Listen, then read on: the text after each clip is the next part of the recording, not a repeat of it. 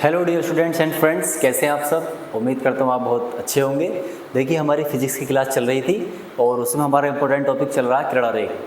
तो आज हम उसको आगे बढ़ाएंगे। तो हमने जो इसका सिलेबस था वो काफ़ी देख लिया था। सबसे पहले ये पॉइंट्स लिखे हुए हैं, क्या क्या हमने इसमें पढ़ा है, और उसके बाद ये हमने कुछ एग्जाम्पल दिखाए थे हमारी लाइफ में परावर्तन के क्या एग्जाम्पल होते हैं। प्रकाश और उसके गुण, ये पहला टॉपिक था। प्रकाश के स्रोत, ये दूसरा टॉपिक था। तीसरा टॉपिक है प्रकाश का परावर्तन क्या होता है, और ये दर्पण से संबंधित कुछ परिभाषाएं हैं। दर्पण कितने प्रकार के होते हैं, ये हैं परिभाषाएं दर्पण से संबंधित। ठीक है, ध्रुव किसे कहते हैं, मुख्य अक्ष किसे कहते हैं, ये हमने सब क्लियर करा था। उसके बाद किरणों के परावर्तित होने के नियम पढ़े थे हमने तीन। समांतर आएगी तो फोकस से जाएगी, और फोकस से जाएगी तो समांतर हो जाएगी, और सेंटर से आएगी तो सेंटर से वापस चली जाएगी। तो फिर हमने कुछ क्रीड़ा रेख, अच्छा ये उत्तल के लिए बात बताई गई थी। फिर यहाँ से हमारा स्टार्ट हो जाता है इंपॉर्टेंट टॉपिक क्रीड़ा रेख। तो देखिए हमने पूरे चार्ट एक आपके लिए लगा दिया है। ठीक है, क्लास 10th के लिए बहुत इंपॉर्टेंट है। हर साल एक क्वेश्चन यहाँ से पूछा जाता है। 2 और 3 नंबर आपको ये टेबल देगी कम से कम, ज़्यादा कितनी भी दे सकती है। ये हमने 6 स्थितियाँ पकड़ी थी, 3 पढ़ ली थी हमने। अनंत पर रखा होता है तो उसका प्रतिबिंब फोकस पर बनता है, और अनंत और वक्रता के बीच वस्तु रखी होती है तो फोकस और वक्रता केंद्र के बीच बनता है, और तीसरा वक्रता केंद्र पर ही रखी हो तो कहाँ बनेगा। तो 2 हमने डिस्कस कर लिए थे, आज बारी है तीसरे की। ठीक है, तो पहला ये है, देखिए जब वस्तु हमने मुख्य अक्ष पर रखी थी तो लास्ट टाइम बनाना सीखा था, जिसने पिछली वीडियो नहीं देखी देख लेना। तो जब हम मुख्य अक्ष पर रखते हैं तो प्रतिबिंब कहाँ बनेगा। अच्छा ये दूसरी वाली आ गई, अनंत वाला किधर गया, अनंत वाला शायद सेव होने से रह गया। चलिए ये बना हुआ है अनंत वाला, आप ये देख सकते हैं। इसका बनाने का तरीका भी मैंने बताया था किस तरीके से इसको बनाना है, आप देख लेना। दूसरा वाला सबसे आसान है बनाना। जब वस्तु कहाँ रखी हो, मुख्य अक्ष पर रखी हो, तो उसका प्रतिबिंब कहाँ बनता है, वक्रता केंद्र और फोकस के बीच बनता है, और कैसा बनता है ये भी हमने बताया था। चलिए आज पढ़ते हैं अगला। तो तीसरी पोजीशन कहाँ आती है, तीसरी पोजीशन है हमारी जब वस्तु कहाँ रखी हो सर, जब वस्तु रखी हो वक्रता केंद्र पर।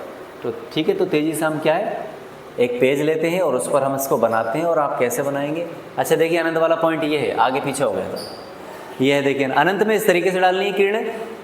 दूसरी किरण को सोच समझ के डालना। दूसरी किरण देखिए पहले तो फोकस से जाएगी तो हमने पढ़ा समांतर हो जाएगी, लेकिन दूसरी को जब डालें तो वापस हो जाएगी, ये भी पता। लेकिन ये ध्यान रखना कि वो कट जो आना चाहिए वो फोकस की सीध में आना चाहिए। तो इस हिसाब से आपको डालने से पहले आइडिया कर लेना, थोड़ा इधर उधर हो जाता है क्योंकि हम परफेक्ट माप तोल से नहीं बनाते, इसलिए गड़बड़ हो जाता है। तो चलिए आज हम तीसरे की चलते हैं। तो मैं एक मिरर ले लेता हूँ जल्दी से। तो देखिए मेरे पास ये एक रूलर है यानी कंपास, इसको मैं यूज़ कर रहा हूँ। और देखिए मैं इसको किस तरीके से बनाता हूँ। पहले मैं इसका थोड़ा सा मुँह खोल लेता हूँ ज़रूरत के अकॉर्डिंग, और फिर इसको थोड़ा सा नीचे ले लेंगे हम, और यहाँ से हम इसको ड्रॉ करना शुरू कर देंगे। ठीक है, तो मान लीजिए मेरे पास ये क्या है,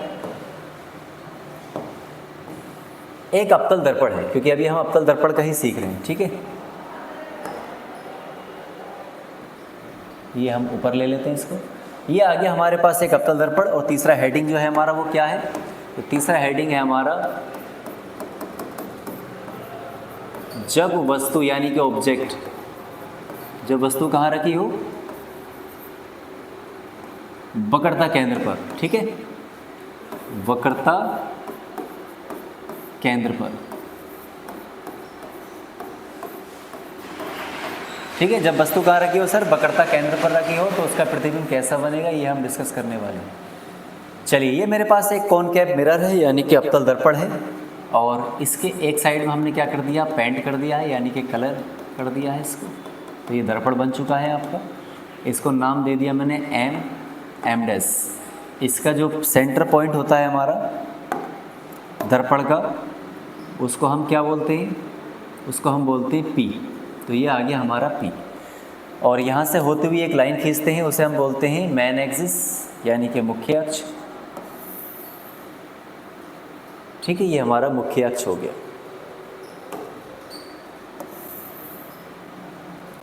जहाँ से कंपास की नोक रख के इसको ड्रॉ करते हैं, मैं फिर भूल गया कंपास की नोक से, वहीं को जो है सेंटर मान लेते हैं। चलिए मैंने अब इसको जो है सेंटर पॉइंट मान लिया है। ठीक है, ये हमारा सेंटर पॉइंट है, अभी लिखने की ज़रूरत नहीं है। और इसके जस्ट बीच में क्या होगा, एक फोकस पॉइंट होगा। देखिए इसको बनाने का तरीका मैं आपको बता रहा हूँ, ध्यान से सुनेंगे। पहले हमने वस्तु रखी थी अनंत पर, यहाँ पर, यानी मुख्य अक्ष से हटके। फिर हमने मुख्य अक्ष पर रख दी। अब तीसरी स्थिति कहाँ आती है? सेंटर पर। तो अब हम जो है इमेज को रखेंगे सेंटर पर। तो देखिए इसका सिंपल बनाने की ट्रिक क्या है वो मैं आपको बता रहा हूँ, बहुत आसान तरीके से, कभी गलत नहीं होगा आपका। नई भी बना लेंगे उससे और पुरानी भी। तो देखिए सबसे पहले आप वस्तु रख दीजिए। तो और वस्तु जो है हमने ये रख दी है, इसका कलर थोड़ा सा हमने चेंज कर लिया है। ये मान लीजिए ये आ गई वस्तु, ठीक है। थोड़ी और सीधी कर देते हैं, ये वस्तु आ गई। अब इसका प्रतिबिंब आपको पता होना चाहिए कि जब वस्तु वक्रता केंद्र पर रखी होती है तो उसका प्रतिबिंब भी कहाँ बनता है? तो उसका प्रतिबिंब भी जो है वक्रता केंद्र पर ही बनता है, नीचे को, और बराबर बनेगा। तो पहले बराबर दो इमेज इस तरीके से बना लेंगे, ठीक है।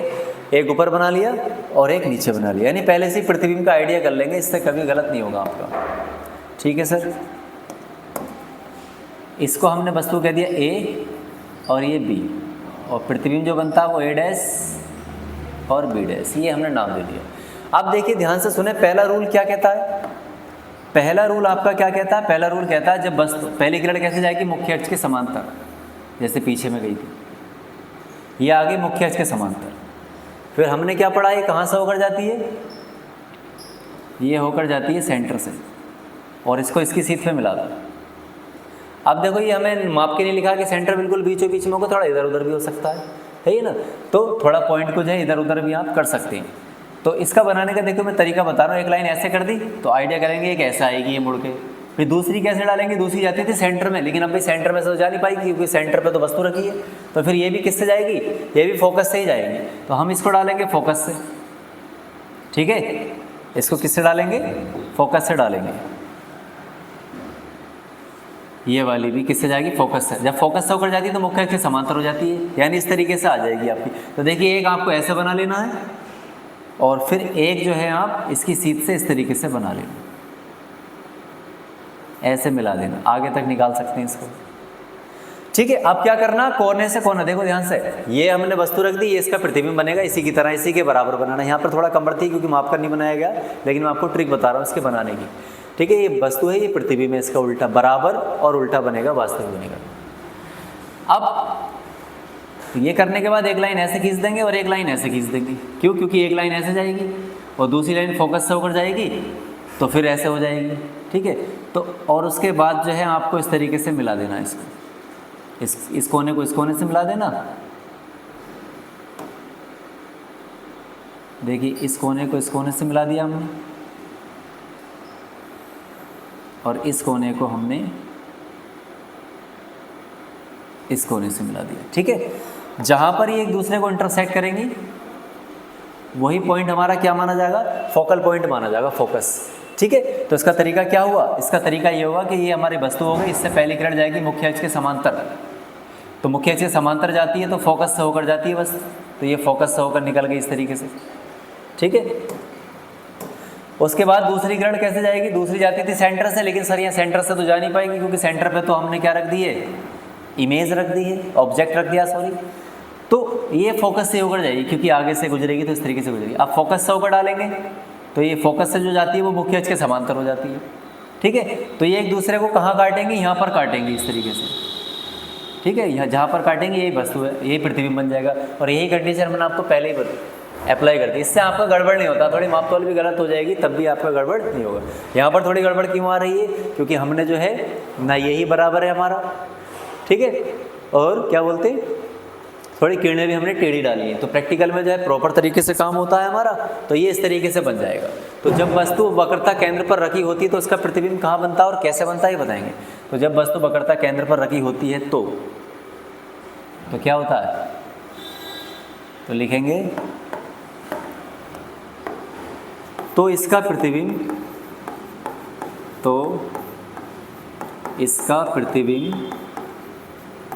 कहाँ?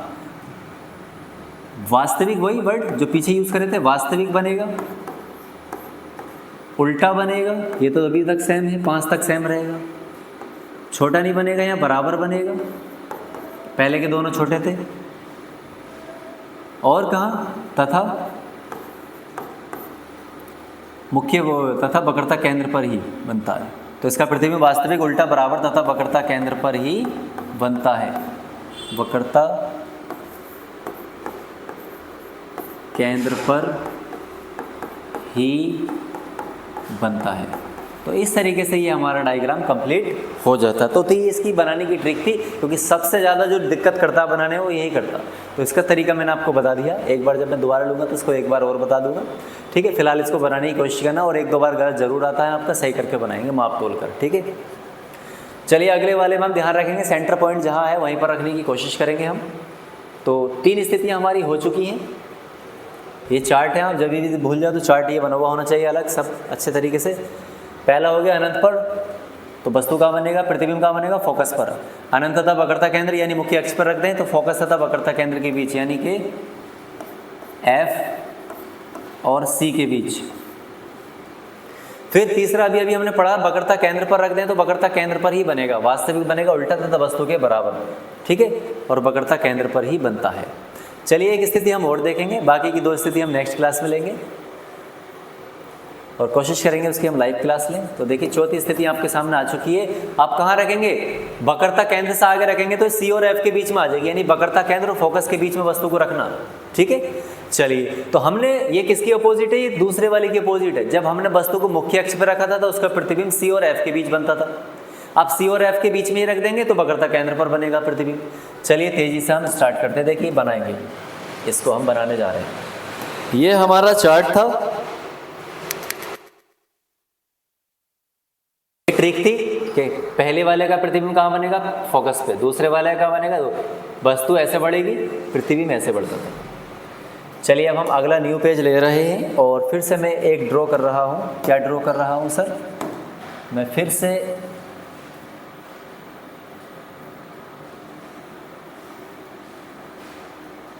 एक दर्पण बनाने की कोशिश कर रहा हूँ, ठीक है। ये मैंने लाइन खींच ली है और इसको मैं हटा देता हूँ और ये एक्स्ट्रा लाइन भी हटा देता हूँ।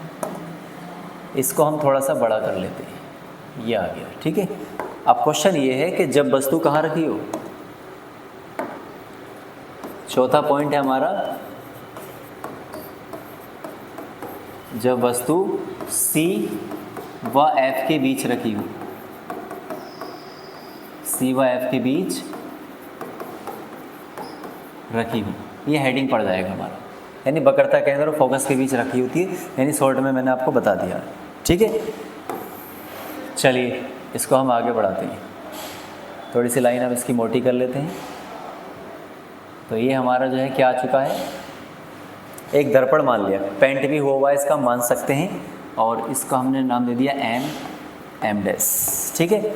चलिए बारी आती है इसके कुछ पैरामीटर बनाने की, और हमें पता होना चाहिए कि इसके सेंटर में जो होता है वो क्या होता है, हमारा P होता है, ध्रुव, सही है। और इसका हम मुख्य अक्ष बना लेंगे, यानी कि एक लाइन ड्रॉ कर लेंगे, और ये आ गई वो हमारी लाइन, ठीक है, सीधी होगी मैं समझता हूँ, ओके। अब जहाँ पर कंपास की नोक रखी जाती है वो हमारा पॉइंट माना जाता है सेंटर। तो ये हमने मान लिया क्या है, सेंटर है।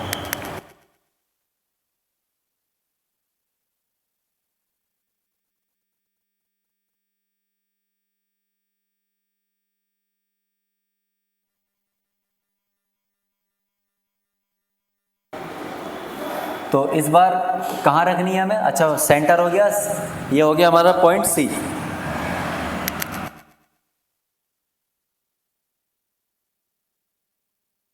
ये हमारा पॉइंट हो गया C, और C और P के बीच में जस्ट होता है F, ठीक है। ये हमने लगभग मान लिया कि ये बीच में है, थोड़ा सा निशान मान लिया करें, जैसे थोड़ा बहुत हटो बचो हो तो आप एडजस्ट कर सकते हैं। चलिए हमने मान लिया F अभी पॉइंट लिखने की ज़रूरत नहीं है क्योंकि रास्ते में आके दिक्कत करते हैं। चलिए अब मैं क्या कर रहा हूँ, वस्तु अब रखनी है हमें C और F के बीच, तो ये पोजीशन कहीं भी रख दो। ये जब हमने मुख्य अक्ष पर रखी थी तो C और F के बीच बना था प्रतिबिंब, अब वस्तु इनके बीच में रखी है तो मुख्य अक्ष पर प्रतिबिंब बनेगा। ये हमने रख दी है ऑब्जेक्ट यानी कि वस्तु, इसको हम नाम दे देंगे A और B। चलिए अब हम रेडिएशन डालते हैं। रेडिएशन डालने का तरीका आपका वही है पुराना वाला। पहली किरण कैसे जाएगी सर, मुख्य अक्ष के समांतर, और जो मुख्य अक्ष के समांतर जाती है वो टकराकर कहाँ से जाती है, फोकस से होकर जाती है। ये आ गई फोकस से होकर। फिर दूसरा रूल क्या कहता था, सेंटर से, लेकिन सेंटर पे अभी जा नहीं सकती। क्यों नहीं जा सकती, क्योंकि सेंटर से अब आगे होगी, ठीक है ना। तो सेंटर वाला लॉजिक जो है यहाँ से आपका क्या हो जाता है, ख़त्म हो जाता है। सेंटर वाला लॉजिक हमारा क्या हो जाता है, ख़त्म हो जाता है। तो जब सेंटर पर थी तब भी फोकस से गई दूसरी किरण, और अब भी फोकस से ही डालनी पड़ेगी क्योंकि फोकस पर गुंजाइश है। तो दूसरी किरण फोकस से डाल सकते हैं आप, ठीक है। तो देखिए दूसरी किरण हमने डाल दी फोकस से, और हमने रूल क्या पढ़ा है, जो किरण फोकस से होकर जाती है वो टकराकर मुख्य अक्ष के समांतर हो जाती है। तो यहाँ से टकरा के कहाँ जाएगी, ये यहाँ जाएगी इस तरीके से, और जहाँ पे एक दूसरे को लाइन काटती हैं वही हमारा प्रतिबिंब माना जाता है, ठीक है। तो हमारा जो प्रतिबिंब बना वो कहाँ बना, यहाँ पर बना, ये आई सी थी, ठीक है। इसी को कह देंगे हम ए डैश और ये बी डैश। देखिए बिल्कुल सिंपल है, दूसरा और चौथा बिल्कुल सिंपल है, इसमें गड़बड़ नहीं होता ज़्यादा आपका। तीसरे वाले में ज़्यादा ध्यान रखेंगे आप। तो क्या हुआ, भाई पहली किरण हमने पढ़ा है, पहले वाले को छोड़ के सब में हमने पैरेलल डाली है, तो पैरेलल जाएगी तो फोकस से गुजर कर जाएगी, और फोकस से डालेंगे तो पैरेलल हो जाएगी, अपोजिट है ये, ठीक है। क्लियर हो गई बात। पहली किरण ये गई आपकी, ये निकल गई फोकस से होती हुई। अब हम लिख सकते हैं इसको फोकस बिंदु। ये शुरू में लिखते तो कहीं ना कहीं रास्ते में आके मैं परेशान करता। अब कैसा बनेगा प्रतिबिंब, चलिए मैं लिख देता हूँ, इसको और पूरा करेंगे, फिर 2 बचेंगे, 2 हम नेक्स्ट टाइम पढ़ेंगे। तो इसका प्रतिबिंब, यानी कि जब वस्तु कहाँ रखी हो, C और F के बीच में रखी हो, तो इसका